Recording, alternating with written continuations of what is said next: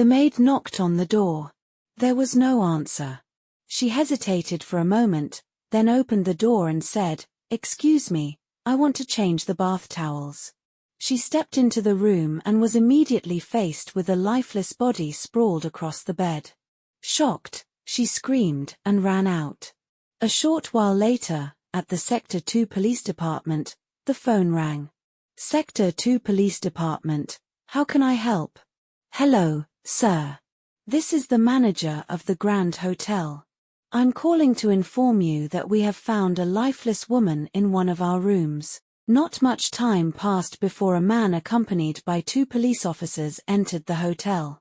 He headed straight to the reception, flashing his ID cards. "We need to talk to the manager," he said firmly. The manager hurried over. "I am the manager," he exclaimed. "I'm Detective Davis." "Where is the body?" he asked briskly. "Please follow me," the manager replied, leading them towards the room where the tragic discovery had been made. They entered the room to find a woman in an elegant dress, her made-up face frozen in a look of surprise as she lay on the bed. The paramedic kneeling beside her. "Can you tell us the time of death?" Detective Davis asked. He gently touched the woman's wrist, his brow furrowing in concentration. "Between an hour and 30 minutes ago," he replied, his voice grave. Davis scanned the room, noting the neatness of the surroundings except for one detail near the body. An open purse lay on the nightstand, its contents slightly disheveled. "It seems she was waiting for somebody or planning to go somewhere," Davis mused aloud, his eyes narrowing thoughtfully. The manager said quickly, "I'm calling the reception to bring the reservation form and the ID card for room 116. Davis nodded, his gaze still fixed on the scene before him. Moments later, a hotel staff member arrived with the requested documents. Davis carefully examined the reservation form and the ID card, his expression deep in thought. He glanced at the name on the card, then back at the lifeless woman on the bed. "This complicates things," he muttered under his breath, his mind racing with new possibilities. Emily Brownson, born on the 1st of March, 1990. Too young to die at this age, Davis thought grimly. He then noticed that the reservation was under a man's name. Turning to the hotel's manager and asked, "Did she come here alone, or did she have a companion?" "I'm not sure," the manager replied, "but if you want, I can take you to the surveillance room to check the camera records." "Very well," Davis agreed, then called one of the police officers over. "I want to know whose name this credit card number has been issued under," he instructed, handing over the card found in the room. The detective and the hotel manager went to the surveillance room, where the footage played before them. They watched as the young woman entered the hotel alone. "I need a copy of this footage," Davis stated firmly. "Of course," the manager replied, nodding. "Return to room 116. I'm heading home. If you find anything, call me," Davis instructed. "And I want this purse to be sent to the lab for examination." The midnight telephone rang, waking Davis from his sleep. "Hello, Detective Davis. I'm sorry for calling you at this time of night," said the voice on the other end. "I have 2 pieces of news for you. First, the cause of Emily Brownson's death is poison. And second, a man at the hotel was looking for Emily." He sat up abruptly. "Where is the man now?" "He's at the police station." "Okay, I'll be there right away," Davis replied, urgency in his voice. He went to the police department information desk and asked, "Where is the man involved in Miss Brownson's case?" "He's in Officer Tom's room," the desk sergeant replied. Davis entered Officer Tom's room to find a restless man pacing inside. When the man noticed him, he spoke furiously. "Where is Emily? Why am I here? What have I done?" "Take a seat," Mr. Davis prompted. "Bill Chance. Could you tell me why I'm here?" Bill demanded. "Well, Mr. Chance, what is your relationship with Miss Brownson?" "We are boyfriend and girlfriend." Where were you between 3:30 and 4:30 this evening? Inspector Davis inquired. I was on the road. Do you have any witnesses? Davis pressed. No. Why are you asking all these questions? I came here to see my girlfriend. Where is she? Bill asked anxiously. I'm sorry, Mr. Chance. She has been killed, the inspector said solemnly. Bill froze, his gaze fixed on the inspector's face. I can't believe it.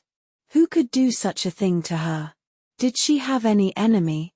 No, not at all. How long have you known Miss Brownson? Davis continued. It has been 1 year and a half. Then Davis handed a paper to Bill and said, write down everything about Emily and yourself. When he finished, he passed the paper to the detective, who started to read it carefully. Very well, Mr. Chance, you are free to go. Bill approached the door when Davis said, you wanted to propose to Miss Emily? Yes, sir. Why did you go to another city to buy the proposal ring for her? Davis asked. The jeweler is my friend, Bill said and left the room. The lab doctor entered Davis's room and said, did you sleep here last night? He raised his head and looked at his watch. It's 8:30 in the morning. Doctor said. Do you have something for me, doctor? Yes, there was no trace of drugs in her body. Her food was poisoned, the doctor said. Are you absolutely sure? By this evening, the record of the lab results will be on your desk. Davis got up and said, so, I had to go to the restaurant. The killer either works in the restaurant or has access to it. Moreover, the killer was in the hotel at the time of the murder. Detective paced the room thoughtfully. The doctor mentioned that the cause of death was a rare poison. This means the killer must have knowledge of such substances. The question is, who among the staff or guests has this expertise? He was starting the car to drive to the hotel when someone hit the car window. He rolled it down. Yes, doctor. I better be with you.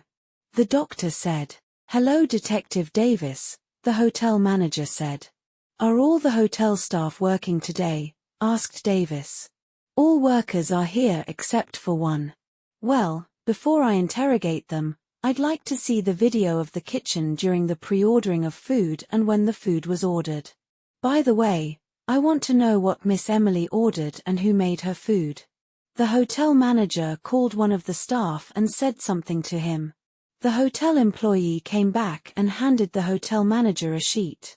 Mr. Davis, come with me, the manager said, adding, Miss Emily just ordered was fish soup. The video was playing, and the doctor suddenly screamed out loud, Did you see it? Did you notice anything suspicious?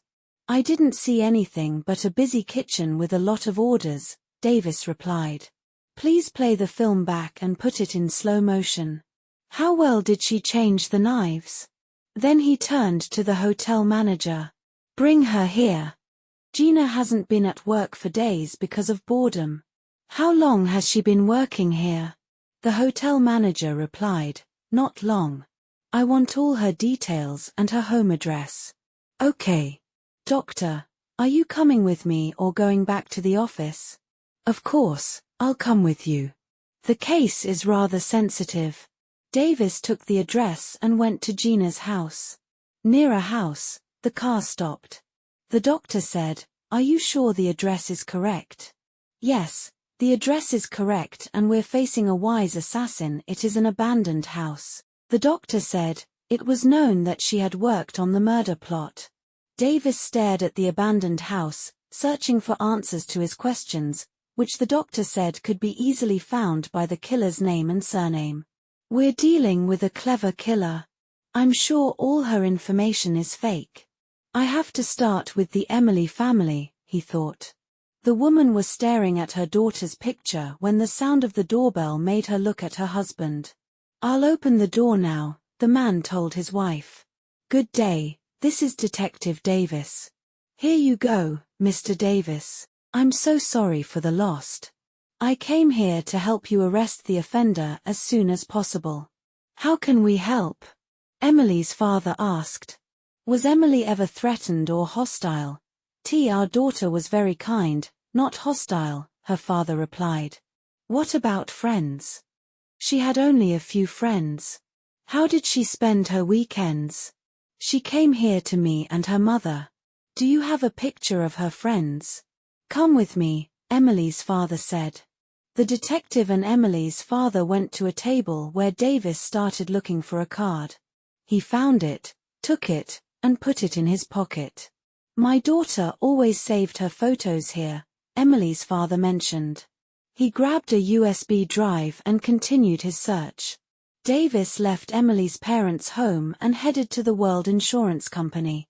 The secretary was talking on the phone and gestured for Davis to sit down. A short time passed, and a well-groomed man came to the inspector and guided him to his office. The detective showed his ID card and asked, "Did anyone named Emily Branson have life insurance here?" "Let me look." "Yes, Mrs. Branson," the life insurance agent began, but his phone rang.